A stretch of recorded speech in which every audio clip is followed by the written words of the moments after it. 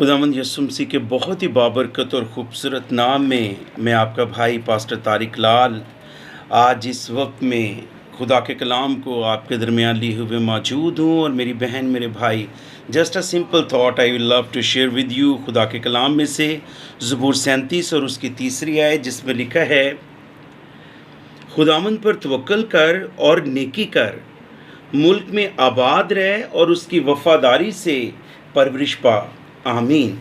सो मेरे अजीज़ भाई मेरी बहन, खुदा के कलाम में से एक इनकरेजिंग वर्ड्स मैं आपके लिए शेयर करना चाहता हूँ। आज जिस नफ्सा नफसी के दौर में हम ज़िंदगी बसर कर रहे हैं, बाज़ का तो ऐसा लगता है कि हमारे लिए ये अखराजात को पूरा करना, हालात का मुकाबला करना शायद बड़ा मुश्किल है। और इन दिनों चूँकि ड्यूरिंग द विज़िट एक डिफरेंट एक्सपीरियंस जो कि अमल में आ रही हैं, सो मेरे भाई मेरी बहन मेरे बुज़ुर्गों, मैं आपको इनकरेज करना चाहता हूँ।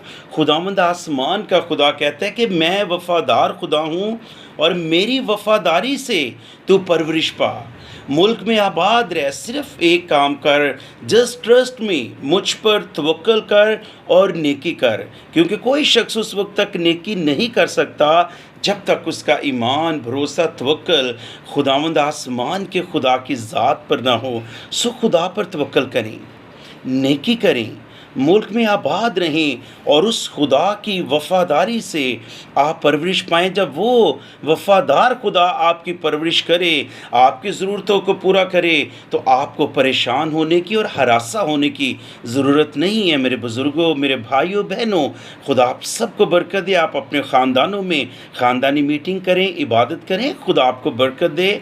खुदावंद में मसरूर रहें। God bless you.